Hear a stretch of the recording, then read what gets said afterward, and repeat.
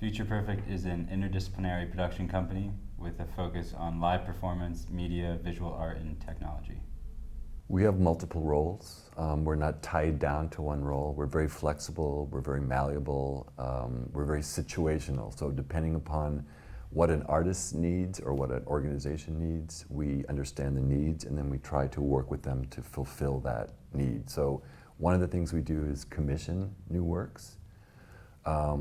We also project manage. We also assemble teams of people and different kinds of expertise for artists that require different ways of working that they don't have the knowledge for. So scientists, researchers. And then we create residencies. So we actually create opportunities to build the work and bring teams of people to implement the work. We have workshops for long kind of phases of thinking and conceptualizing. And then finally, we also tour the work. So we're also involved in distributing the work. We're interested in having creative input for projects. So even if we're touring the work, we're still interested in having a discourse with the artist. And if we come in the very beginning, we're in discussion with them, depending on the project and the role. But we're interested in having a creative input for our project. We also come, in different phases of the work. We're invited to come in, look, discuss, talk about, question what it is they're doing. But also we're a catalyst, and actually primarily Future Perfect is a catalyst organization. You have separate kinds of people who are incredible in what they do, but they're not having that kind of dialogue, and we are that element that brings those people together to make new things happen, ignite.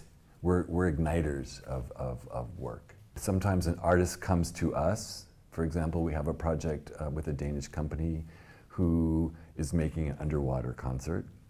They'd been working on it for years, and they came up against some challenges that they could not resolve. That there were technical challenges, how to play underwater, how to understand the medium of water and sound, how to make instruments that can play melody underwater. How do you do that? And they did a lot of experiments for years, so they came to us. We came to Denmark, we had long conversations with them and tried to understand all the challenges and obstacles that they were facing. And we went back to the United States, and we sent out to a lot of different of our colleagues, here's an interesting project, here are the problems. Do you have someone in the area of acoustic aquatics that can understand and help us with this project? Who in this community has made new instruments? And then we would get together with those people, explain the project, interview them, get to know them, and then finally bring them together with the artists for them to have a dialogue to see if they could work together. Then we frame what the problems are, develop a timeline and a budget, and things start to happen. Things start to get built. The artists have input, the scientists have input, and then eventually we finish the project. I would say in certain contexts, we are the people who come to us to help solve a problem, and then we find the right expertise to work with those people.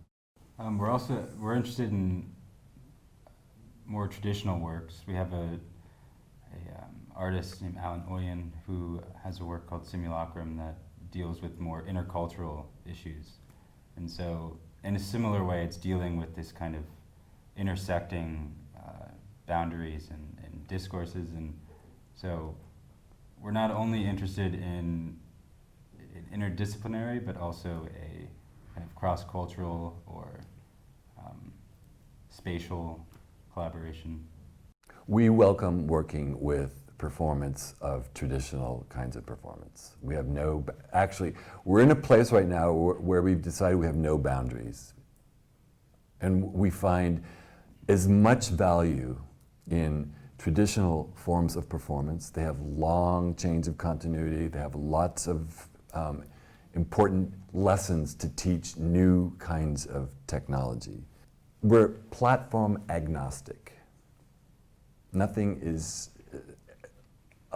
let me be like exaggerating and say nothing. We're interested in everything. We try not to have any boundaries. You know, we're interested in Broadway. We're interested in pop music. I go to anthropology conferences. I go to folklore conferences. I go to dance. If you really want to be involved in kind of transdisciplinary work, I think you have to have that kind of attitude and curiosity. The questions for me, what form that takes is another matter, but if they're really interesting questions that are confronting assumptions about theater, about performance, about the organization of space, about sound, I'm excited. And I think that's why we're able to come in at different phases for different projects, because they offer different questions, and whether or not the aesthetics are interesting for us in the long term, we can still come in and look at certain aspects of a project and find them really interesting. And I think it's really important for us, in terms of our interest, to constantly be challenged by different kinds of worldviews. And so, different ways of thinking about performance, different kinds of social systems, different kinds of economic systems that support art. We're interested in all of that. And again, this is a kind of, we have to be expansive in this kind of work. We can't just be limited to things that are happening in New York or in the United States. We see it as one of the many forms, another option for how to explore performance, and we try to be careful of a kind of techno-fetishism. We are interested in technology and what it can bring and what questions it can bring up, but as Wayne said, we're also interested in the old media, and a kind of archaeology of media. Not just interested in what's new and what's coming, but that old forms of technology continue to offer solutions and interesting ways of framing the world. The boundaries that separate disciplines is very intense, and they're very carefully modulated and policed. It's very difficult because of financial reasons, because of historical reasons, because of territorial reasons, to offer long-term sustainable interactions between different kinds of expertise.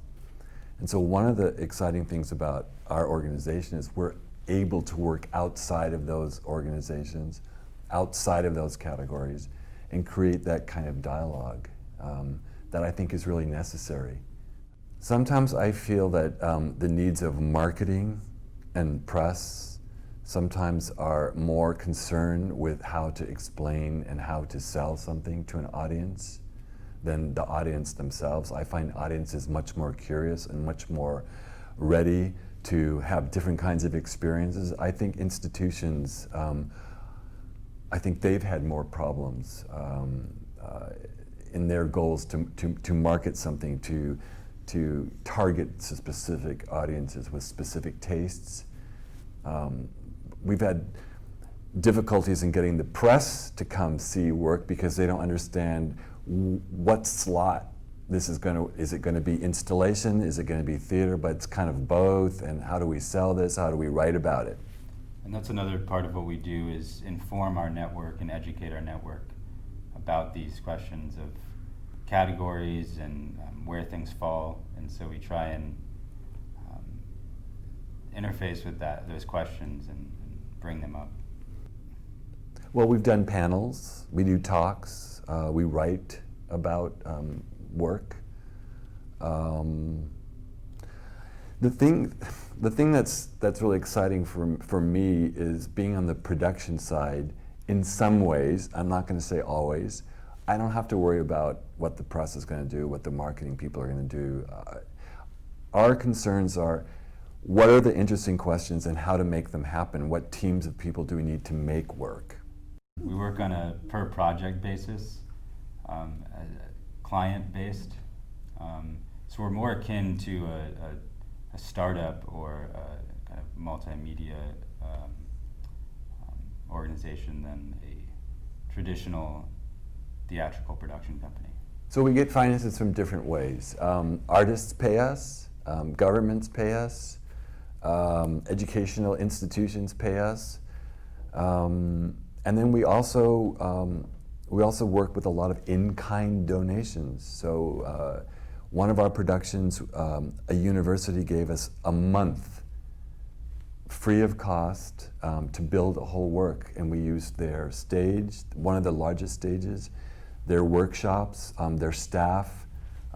So we have to be very, very creative in how we get our work made. Some of it's money and some of it's just extraordinary donations of resources.